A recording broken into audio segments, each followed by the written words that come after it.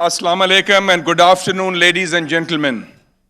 In the name of the Almighty, the Lord of all mankind, it's my great pleasure to be here to speak at the Population Summit, which is the first of its kind initiative launched by Dawn to focus on an issue which is paramount for Pakistan's future, namely the population time bomb, the population explosion.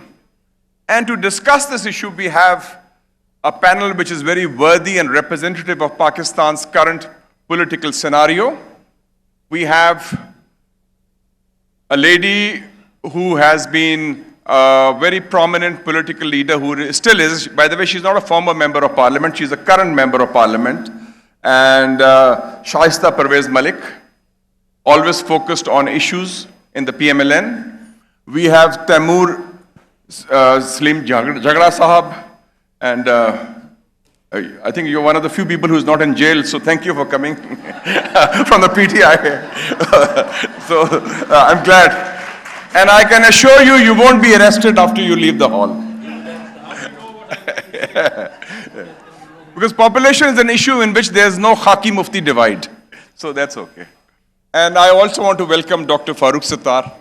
Well, he is no stranger to prisons. He has been in prison, he has been in power. So he is currently part of the establishment, but that's temporary only. Present establishment. Current establishment. Thank you very much. And this is, we'll have hopefully a stimulating panel. Ladies and gentlemen, the issue of population in Pakistan and globally now has assumed an importance which is very political. In Pakistan also, there's the politics of population. After every census, there's a controversy. People say that our population has been understated. I remember Karachi, there was a protest. Because according to Pakistan's own constitution and our own laws, when the allocation comes for resources, it's based on population. So if you have higher population, you get more money from the federal government. So unfortunately, the system should be based on level of development or level of socio-economic backwardness, but here it's skewed the other way. And even globally, I've just come back from Hungary there was an Asia-Europe political forum where I was elected as chairman on behalf of Asia. And in Hungary and Europe also, the biggest issue is immigration, population. The two of the biggest issues of our time, the issue of Palestine and Kashmir, have a population dimension, because in both countries, when they have the genocide in Gaza by Israel and the West, it's about cutting the population of Palestine, demographic balance, ethnic cleansing. And similarly, the Zionist regime in Israel and the fascist and the racist regime of India are doing the same policy, trying to have ethnic cleansing and changing the demographic balance in occupied Palestine and occupied Kashmir. So population has a very important dimension in that. I would also like to mention that we were the first in the Pakistan Parliament to take the initiative in 2020.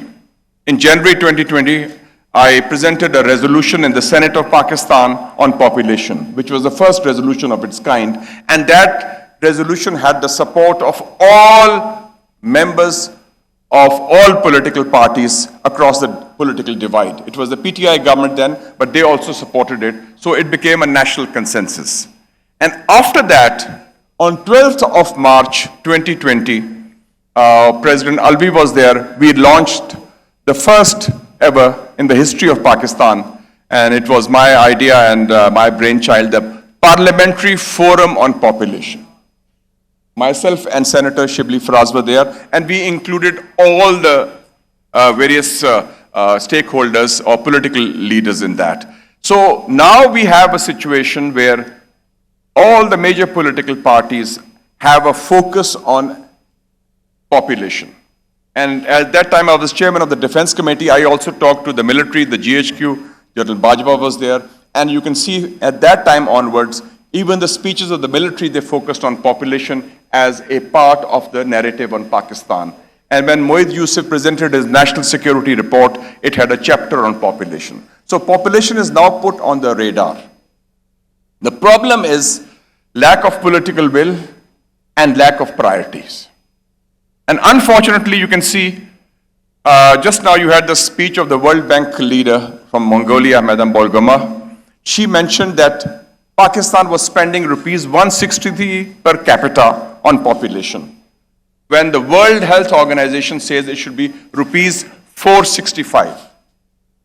But the government priorities are wrong. You can see it, that they are spending $43 billion rupees giving to government party parliamentarians for so-called development, when much of that money can be spent on education, 26 million children out of school,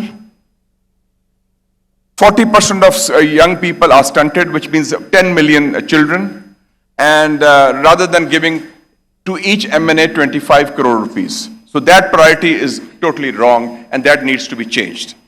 The second issue which, thank you.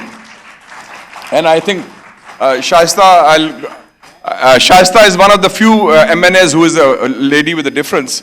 Maybe I should recommend to the Field Marshal to appoint her as Minister for Population Planning.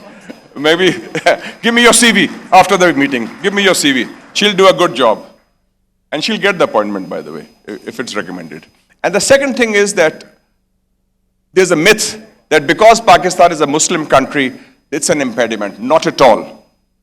We have the Islamic Republic of Iran, we have Indonesia, we have Bangladesh. All three are success stories in population. And they all three are Muslim majority countries. So the issue is somewhere else. It's lack of priorities, lack of paisa, lack of political will. And I think we'll have this discussion on that. And let me start by asking the ladies first, Shaista Pervez Malik, that what in your view should the government of the PMLN under Prime Minister Shahbaz Sharif be doing, the three things he should be doing to promote population as the paramount issue for Pakistan? Thank you.